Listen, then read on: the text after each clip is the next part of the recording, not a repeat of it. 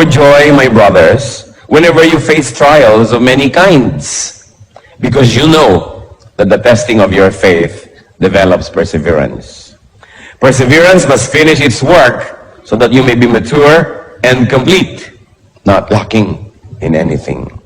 So kailangan pala ay tinatrato natin ang mga pagsubok na isa ring kaligayahan. Because trials make us grow, strengthen us. Trials make us complete. But there is another type of trial that is not suffering, but trial that is enjoyment. Yun ang hindi ko naririnig sa mga tao pag tinatanong ko sa kanilang trial yung enjoyment. At yan po ang pag-uusapan natin ngayon, enjoyment as trial. At ang pambagat ng ating pag-aaral, pass that other kind of trial. Pass that other kind of trial. Heavenly Father, we thank you for who you are. Salamat, Panginoon, at ang mga kapatirang ito, mga kaibigan namin ay nakarating. Kanya-kanyang istorya sa pagparito, kanya-kanyang mga balakid, kanya-kanyang sakripisyo.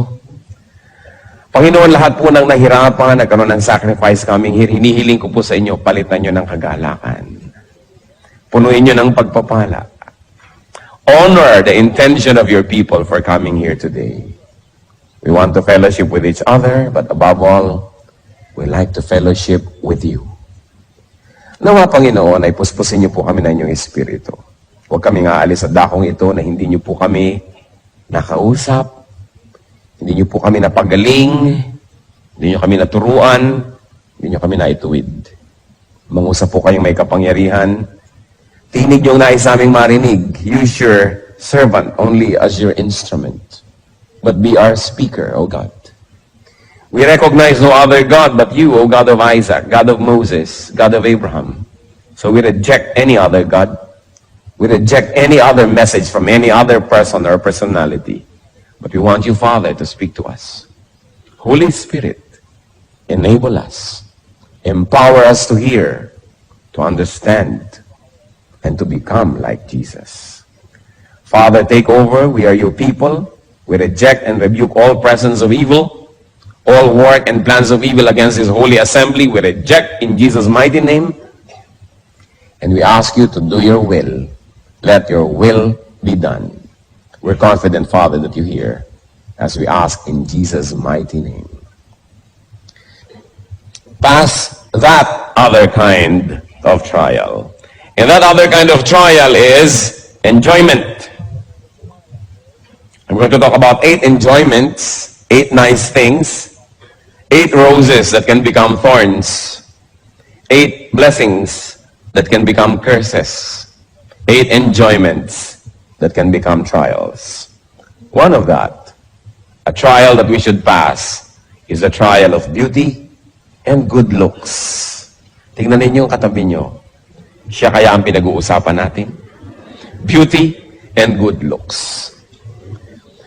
Tulad na lamang ni Joseph. Si Joseph the dreamer. Sabi sa Biblia, ay siya magandang lalaki. Sumabit suloy siya sa gulo. Pinagtangkaan siya at pinagnasaan ng babae niyang amo, asawa ng kanyang tunay na amo na si Potiphar. Genesis 39 verse 6 up to 7. Now Joseph was well built and handsome. And after a while, his master's wife took notice of Joseph and said, "Come to bed with me." At syempre dahil si Joseph po ay makadiyos, siya'y disente, may paggalang sa kanyang among lalaki, di niya kailanman pinagbigyan ang mga panunukso ng babaeng ito. At ang babae ito naman cannot take rejection well. So what did she do? One day, she cried rape. Nung di siya pansinin, isinumbong niya at pinagbintangan niya na balak daw siyang gahasain ni Joseph. Because of that, Joseph went to jail. And another story deserves another telling. But the point is, kung ito ba naman si Joseph ay hindi may itsura, hindi sana napagnasaan. Kung minsan po, blessing, hindi ka masyadong maganda. Hindi ka nare-rape. Blessing yung hindi ka masyadong magandang lalaki. Walang masyadong nang aakit sa'yo. malaki pong pagsubok na maging maganda. At maraming tao, hindi nila na ipapasa ang pagsubok. Kinakain sila ng kagandahan, nagiging palalo, nagiging mayabang, o kaya nagkakasala dahil dumadaling magkasala sa dami ng nang-aalok. Kaya mabuti kumisan yung di na naaalok pa. Napipilitan ka maging banal. At least kahit pilit, banal pa rin. Kesa sa napakarami namang pagkakataon. Alam niyo yung magaganda, maraming choices eh. At kumisan yung choices, parang sumpa. Habang dumadami, mas nakakalito. Kaya yung mga temptress, mga tempter, usually magaganda rin ang itsura. Dahil hindi ka naman maaakit kundi sila maganda. Kaya ang sabi ng Romans 6:13, do not offer parts of your body to sin as instruments of wickedness, but rather offer yourselves to God as those who have been brought from death to life, and offer the parts of your body to Him as instruments of righteousness. Oh, maraming gusto na dumikit-dikit at lumapit-lapit sa iyo. Kaya ang katawan natin, mas malusog, mas ginagawa nating alipin ng kabutihan. Sabi ni Paul sa 1 Corinthians 9:27, no, I beat my body and make it my slave. You know, if you don't make your body your slave, it will be your master. Yung katawan ng tao, pag hindi yan sinupil, pag hindi yan kinontrol, yan ang magiging amo nyo. At pag ang katawan ng tao naging amo, mapapahamak ang ating kaluluwa. Kasi walang gustong gawin ng katawan, kundi katamaran, kasalanan, luho, sarap. Kawawa ang kaluluwa ng tao na yung katawan niya ang nag-ahari sa kanyang buhay. Kaya ang sabi ni Paul, binubugbog ko tong katawan ko na to, pinupukpok ko to, pinipilipit ko to, at ginagawa ko siyang alipin ko, sumusunod sa kagustuhan ng aking espiritu. At yan ang dapat mangyari. Kaakibat po't kasama ng health, trial din yung long life.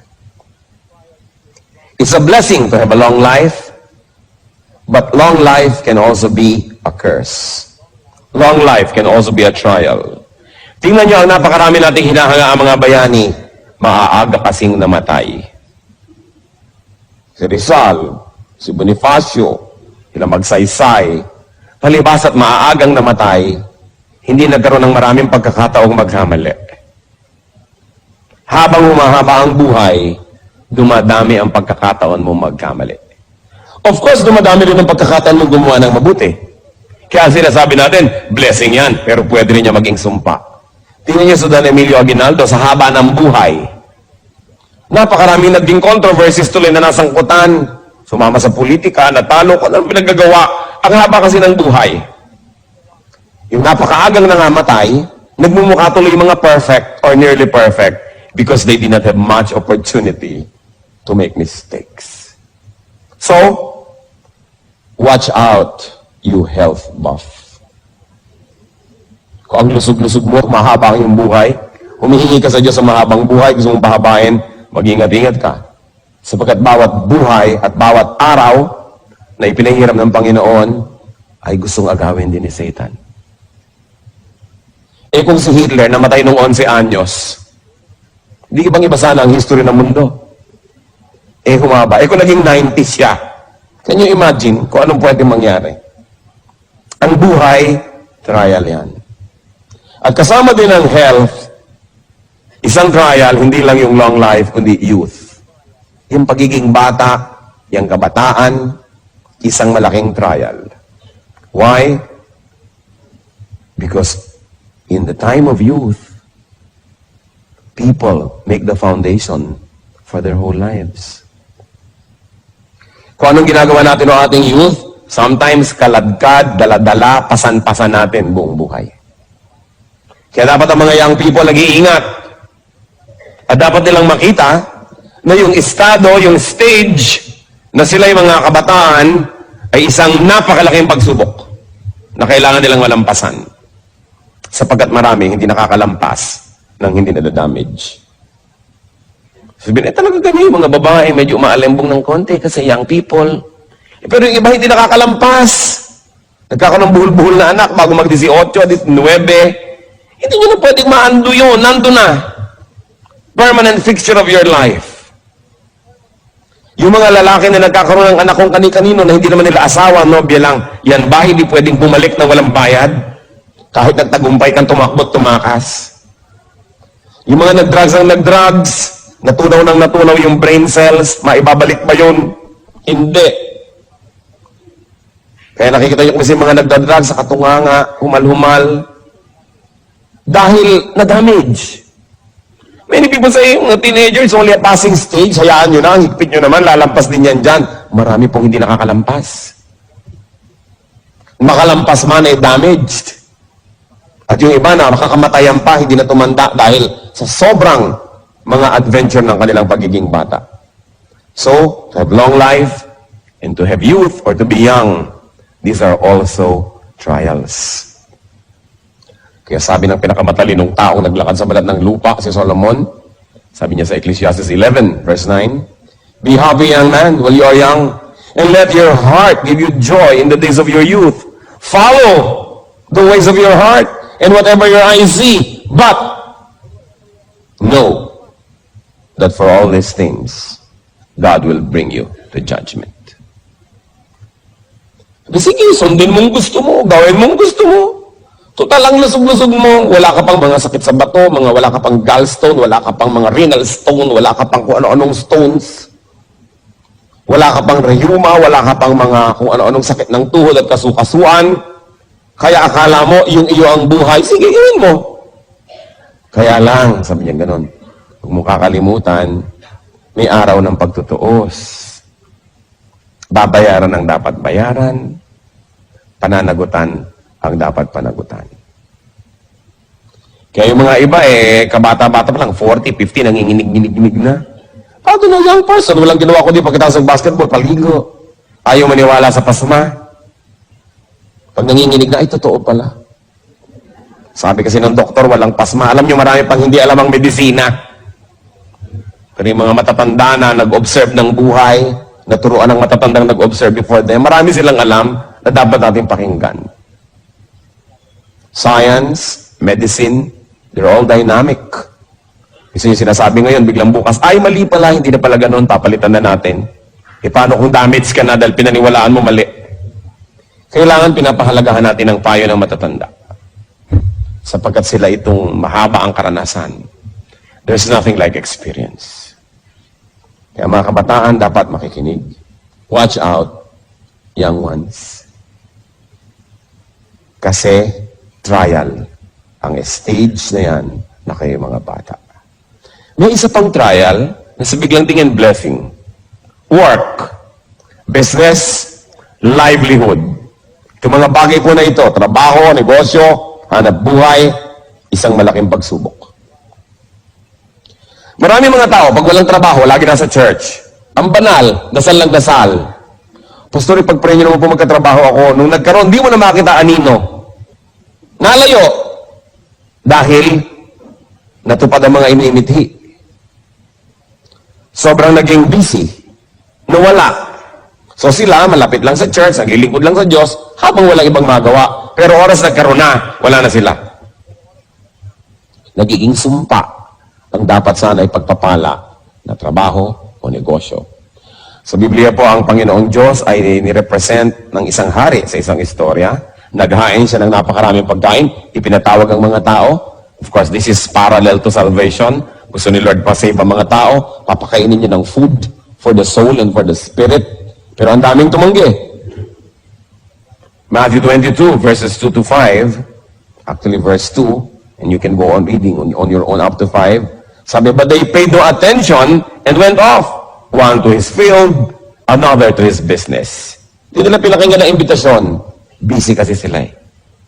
It's a blessing to be busy. But it can also be a curse. Especially when you are too busy for God and for God's work. So watch out, you workhorse. Yung sobra kayo magtrabaho, wala nang lugar ang Diyos, sarili na lang, income, hanap buhay, climbing up the corporate ladder, this dog-eat-dog thing, watch out. There's another area of trial, and that is wealth. Ang kayamanan, napakalaking pagsubok. Malaking pagsubok ang maging mahirap.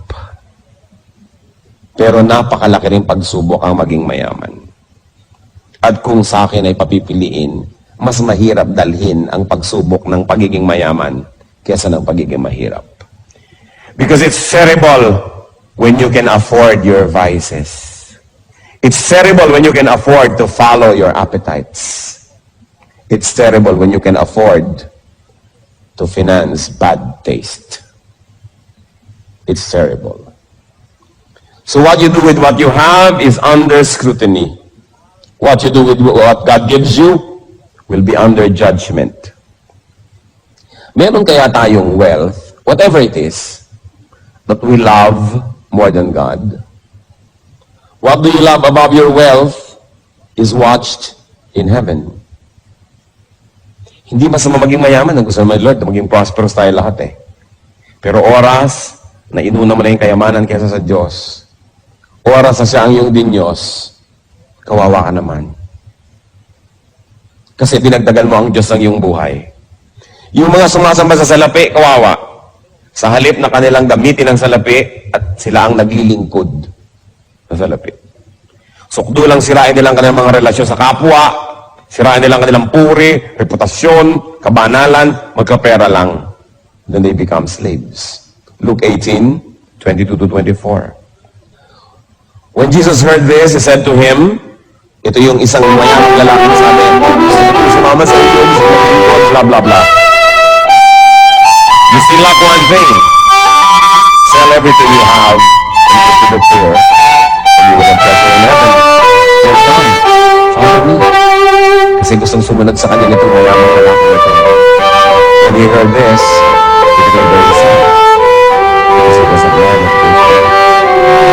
Jesus looked at him and said, our audience.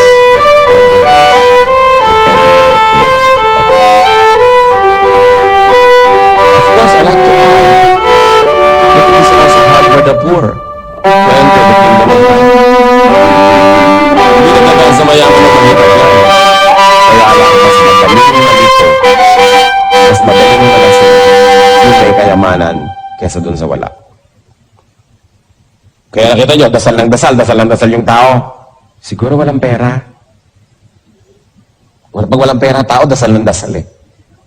Subukan nyo pag marami ng pera, kung madadasalin pa. Doon, nagkakaroon ng pagsubok. Dasal ng dasal, siguro may sakit. Dahil bihira naman taong malusog, ang paladasal. Dasal ng dasal, siguro nanganganib ang buhay. Kasi bihirang taong secure ang naaalala magdasal. Dasal ng dasal si Mrs. Naku, siguro may ginagawang milagro si Mr. Dahil bihira namang Mrs. na masayang-masaya sa kanyang Mr. ang madadasalin. Karamihan ng mga madadasalin, wala na kasing mapuntahan, pumupunta na tuloy sa Diyos. Kaya kumisan, nagiging pagpapala ang problema. Kasi lumalapit tayo sa Diyos. Pero imagine niyo kung gaano kalaking pagpapala yung malusog ka, masaya ka, kontento ka, masagana ang iyong buhay. Tapos madadasalin ka pa rin, malapit ka pa rin sa Diyos. Bakit ka ngayon mawawala ng magagandang bagay na yun? Bakit ka paglalaruan ng tadhana, samantalang malapit ka sa Diyos? Even na lang you're under trial like Job, na ibinalik naman lahat ng Diyos, dinoble pa. Kaya alam nyo, yung magkaroon ng maraming pera, napakalaking pagsubok. Subukan ninyong lapitan yung taong hirap na hirap sa buhay. Ilapit nyo ang Panginoon, mas madali siyang magdasal. Mas madali siyang makinig, mas madali siyang manampalataya. Subukan yung ilapit yung salita ng Diyos sa taong masagana, malusog, okay ang buhay, ang hirap sabihan. Sasabihin, kung mali ang ginagawa ko, bakit ako nagtatagumpay? Bakit pa ako magbabago? Baka maiba yung feng shui ng buhay ko, malasim pa ako. Samantalang ngayon, sinuswerte naman ako sa buhay. Kaya mahirap pong kausapin yung matagumpay. Liban na lang kung yung matagumpay na yon, ang kanyang puso nasa tamang lugar, kinikilala niya na ang lahat ng tagumpay niya, bigay lang ng Diyos, hindi dahil magaling siya, hindi dahil deserve niya, then dumadaling kausap. Yung maging masagana sa buhay, malaking pagsubok yan. Blessing yan. Pero pag hindi natin nahawakan ng tama, nagiging parang sumpa. Wealth also brings so much worry. Sa bagay, nakaka-worry rin naman yung poverty. Pero yung poverty naman, wala ka masyadong choice. Sumisimple. Pag marami kang pera, kaya mong limang kerida, ibahay lahat, dumadali. Dumadali ang pagbili ng mga bisyo. Dumadali. Lumalakas ang loob maghiwa-hiwalay yung mga tao kasi kaya naman nila maghiwa-hiwalay eh. Kasi alam niyo, may mga tao naman, hindi naman dahil nagmamahalan kaya magkakasama because there's interdependence, hindi sila mabubuhay economically na magkakahiwalay. And in that case, poverty helps to keep them together. Until they evolve or they develop in their thinking that they will be having greater and deeper reasons for sticking together.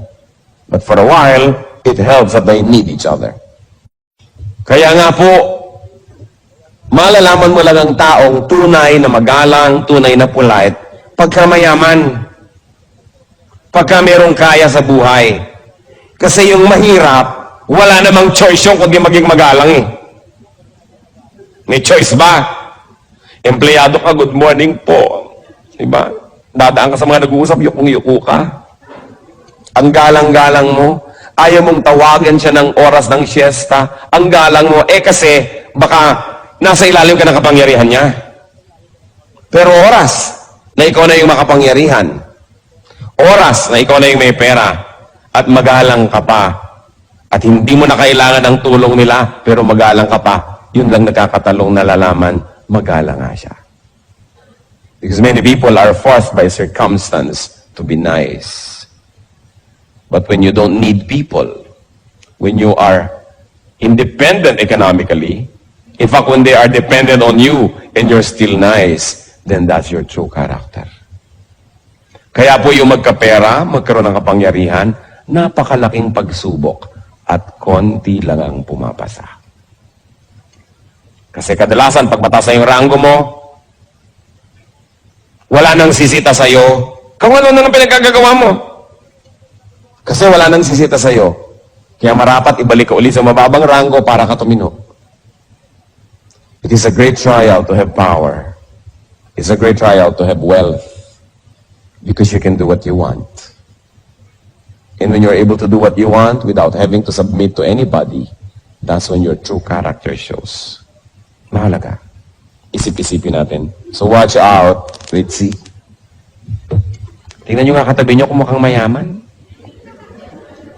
Baka nagpapanggap lang siya para wag niyong dukutan. Pero mayaman pala. Yung mariwasa ka sa buhay, may kaya ka, trial yan. Then, another trial is knowledge. Knowing is a burden. Knowing more is a heavier burden. Kaya sabi ni Solomon, sa Ecclesiastes 1:13-14, I devoted myself to study and to explore by wisdom all that is done under heaven. What a heavy burden God has laid on men. I have seen all things that are done under the sun. All of them are meaningless, a chasing after the wind. And in other parts of Ecclesiastes, Solomon says, the more you know, the lonelier you get. Mas dumadami ang alam, mas lumulungkot ang buhay. Subukan nyo na malaman ang lahat ng sinasabi ng kapwa nyo tungkol sa inyo behind your back, lulungkot kayo.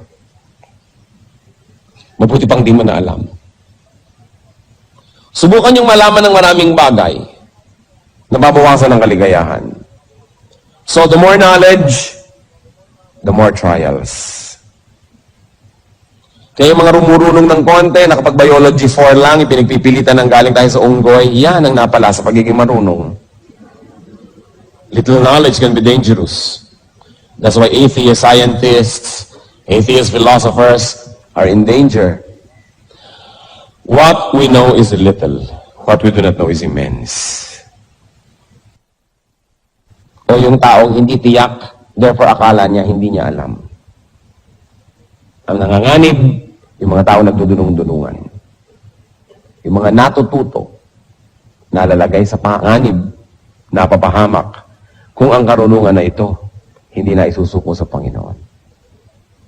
Kita ninyo, dahil sa karunungan ng tao, akala na nag-i-improve tayo, wow, pagaling ang tao.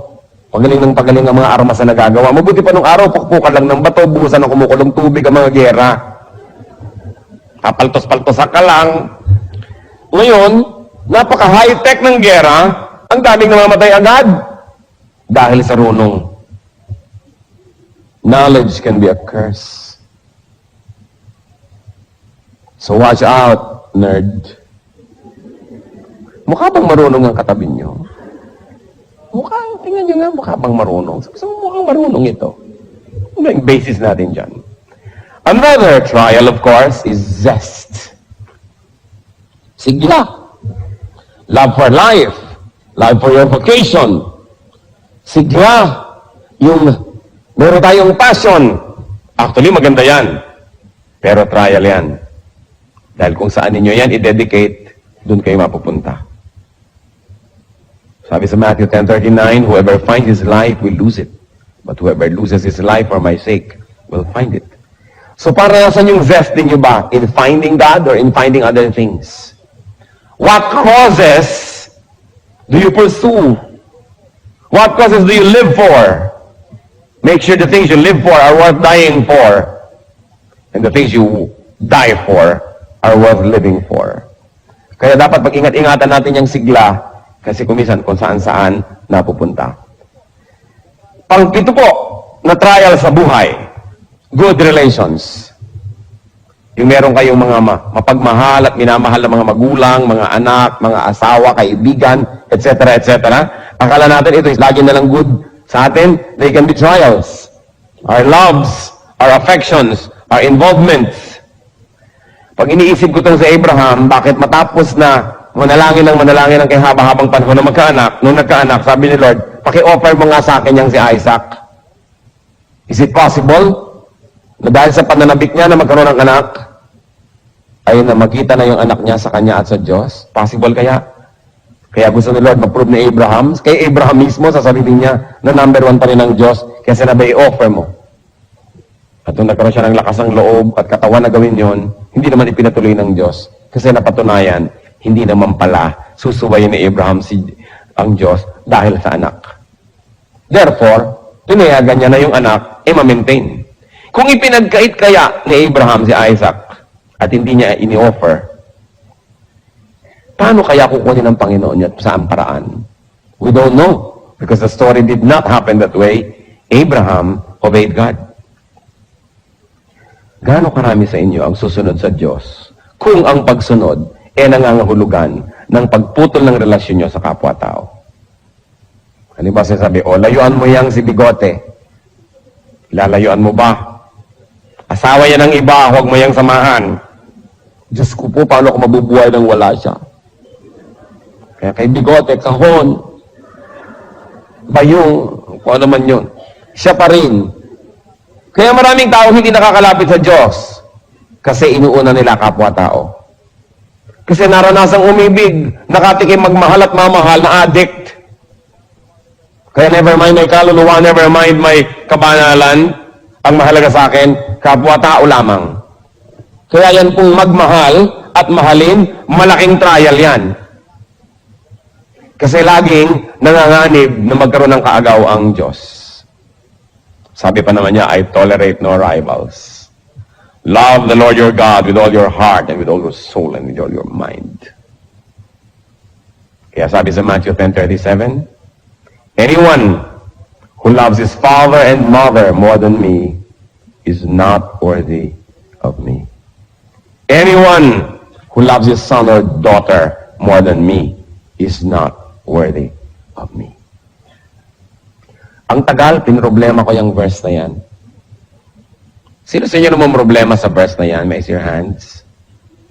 Sige pa, aminin nyo na. Kakaproblema, no? So, bakit naman ganyan ang Diyos? Napaka-egocentric. Gusto nilang lagi lang isang number 1. Pati ba naman sa nanay ko, mauna pa siya. Kung meron ako anak, may asawa ko, mauna pa siya. Tapos una siya sa lahat. Di lahat ng tao, siya na lang yung number one. Bakit naman? Na-share ko na sa marami to, payagan niyo kung ulitin ko sa inyo dahil baka hindi ko pa na-share sa inyo. Dahil nagkaroon ako ng peace sa verse na ito eh. At alam niyo kung paano, sa hinaba-haba ng pakipagbuno ko sa verse na ito. Napagtanto ko, I'm sure it came from the Lord, na kung sino ang mahal nyo, yun ang makakasakit sa inyo. Kaya ka ba naman saktan ni Aling Eyapang doon sa may kanto? Hindi siguro, maliban na lang hinampas ka niya. Pero tulad ng magiging sakit kung iniwan ka na asawa mo, pinagtaksilan ka ng nobyo mo, sinumpa ka ng magulang mo, iniwan ka ng anak mo, ang sakit. Kasi yung mahal mo, ang makakasakit sa'yo. Mas mahal mo, mas kaya kang saktan. Ngayon, kung nagmamahal ka ng tao, kumanda-handa ka masaktan. Kasi, iiwan ka niyan. Maaaring pagtaksilan ka dahil siya naging marupok. O maaaring pagtaksilan ka dahil mas ayaw na niya sa'yo. O ang tapat-tapat niya, ang buti-buti, namatay. Di wala rin. Mawawala rin. Kawawa naman ang taong sobrang nagmamahal sa kapwa. Humanda kang lumuha. Kaya ang sabi ng Panginoon, unahin niyo ako. Ako ang gawin yung number one love. Kasi hindi naman siya mamamatay. Hindi lagi siyang nandyan. Hindi ka naman niya pagtataksilan dahil siya matapat. Hindi ka naman niya iiwan because He fills heaven and earth with His glory and with His presence. Hindi ka niya dadayain, hindi ka niya pagsisinungalingan. Tutulungan ka pa niya, sasamahan ka niya. Kaya sabi niya, pag akong mahal niyo, wala kayong kalugi-lugi. Paano ho, Diyos ko, ang bigote? O, di gawin mong number 2, number 3 sa iyong buhay. Pagtaksilang ka, mawala siya sa'yo, dahil ako pa rin ang number 1, nasaktan ka, pero konti lang. Kasi pag yung number 1 sa buhay mo ang nawala, sabi mo ba, Crispin, Basilio, kasi nawala yung number 1 eh. May problema pa kayo sa verse na ito? Na-solve na? Sino yung na-solve na ang problema? Gusto ng Diyos, number 1 tayo. Number 1 siya sa buhay natin kasi gusto niya tayong alagaan. Di ba? Sino sa inyo mga magulang? Di ba pag may naliligaw sa anak nyo, kinakabahan kayo? Baka paluhain tong anak ko? Ano ba itong naliligaw sa kanya? Laki ng hikaw. Malaki pa sa hikaw ng daughter ko. Ang hikaw mo, iho. Nakakatiyak ka bang matutuwa ang anak ko sa piling mo? Tapos ang grade mo, puro pasang awa. Kawawa naman ang anak ko. Hindi ba't kumisan kung pwede lang ibulsa yung anak niyo yung paligawan? Dahil ayaw niyo masaktan. Hindi dahil gusto niyo siyang sadistahin. Kasi parang kitang-kita niyo na, anak, masasaktan ka. Tapos nakikita mo na hindi ka na sinusunod dahil susunod-sunod sa nobyo. Hindi na sinusunod na yung mga patakaran, nagsisinungaling na sa'yo. Eto na nga, number 1 na yung nobyo, hindi na ako. Kawawa naman ang anak ko. Kaya ang magulang, kung pwede lang, anak, ako na lang gawin mong number 1. Hindi kita pagtataksilan. Dito ka na lang sa atin. Magsama-sama tayo habang libing. Kung pwede lang ganunin ang anak, kasi gusto mong i-protect. Ganon. In a much greater way, ganon tayo gustong i-protect ni Lord. Kaya sabi niya, gawin mo ako number 1. Hindi dahil sa egocentricity ko, hindi dahil sa pride ko, hindi dahil gusto ko makuha lahat ng atensyon. Kasi gusto kitang di masaktan. Magmahal ka ng iba, konti lang, wag tulad ng pagmamahal mo sa akin. Para dumating, umalis sila, mabuhay, mamatay, lumusog, magkasakit, nag-aalala ka, nasasaktan ka, pero hindi ka kayang itumba kasi yung tunay mong mahal, eto pa rin. Ang bait ng Diyos, ang galing-galing niya. Napakahusay. So kayong sobrang magmahal sa tao, watch out, lover. Mag-ingat-ingat kayo. Lalo yung mga romantic love. Kaya maraming tumatalon sa Pasig. Dahil dyan sa pag-ibig na yan. Pag-ibig na ligaw. Kasi nauna yung tao kesa sa Diyos. Sapagkat may nais siyang ipaalala. Huwag nating isipin na para sa ibang mensahe. Para ito sa bawat isa. Pass that trial. Panginoon, salamat sa pagpapaalala ninyo. Salamat, napakabuti nyo sa amin. Gumagawa kayo ng mga iba't ibang paraan para kami kausapin. Salamat, Lord, binibigyan nyo kami ng pansin. Hindi man kami karapat-dapat. Ipakita nyo nga sa amin ang mga bagay na sa biglang tingin ay mabuti, subalit pag di namin binantayan, maaaring maging dahilan ng aming pagkadapa. At maaaring nagiging dahilan na ang ilan. Turuan niyo po kami.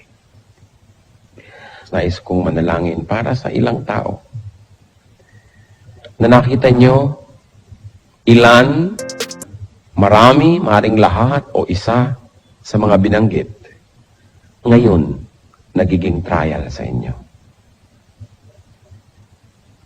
Nais kong ipanalangin na palakasin kayo ng Panginoon. Nais kong ipanalangin na bigyan kayo ng Panginoon ng matang makita ng malinaw ang mga pandaraya ng sanlibutan. Sino man sa inyo magsasabi, yes, meron sa mga binanggit na nagiging dahilan ngayon para ako'y subukin. Nais kong malampasan, nais kong maging malakas. Hihingi tayo sa Panginoon ng pagpapala. Sino man ang magsasabi niyan, we're going to pray. Who else would like to say, Lord, you made me realize and you made me see the trials that I probably never saw clearly before. But now I like to surrender to you and to announce to you, O Lord, to say to you that I need you. Individually, brothers and sisters, kausapin niyo ang Panginoon. Narito siya. Damang-dama kong narito siya. Kausapin niyo. Humingi kayo ng lakas. Ihingi niyo ng tawad ang mga pagkakamali, pagkakasala sa mga larangang ito. Hindi kalugod-lugod sa Kanya ang ating mga kasalanan. Make this a very beautiful moment of reconciliation with God. Ihingi niyo ng tawad. I cannot do it for you. You've got to do it yourself. Sa ilang saglit, seek God's forgiveness. If you have allowed these things to deceive you, and if you have allowed Satan to succeed in other parts of your life, in silence, pray to the Lord. Salamat, Lord, sa inyo pong pakikinig sa aming mga pagtatapat sa paghingi ng tawad sa inyo. Ayon sa panalangin ng bawat isa na nakatindig sa iyong harapan ngayon, Panginoon, igawad niyo nga po yung mayamang pagpapatawad.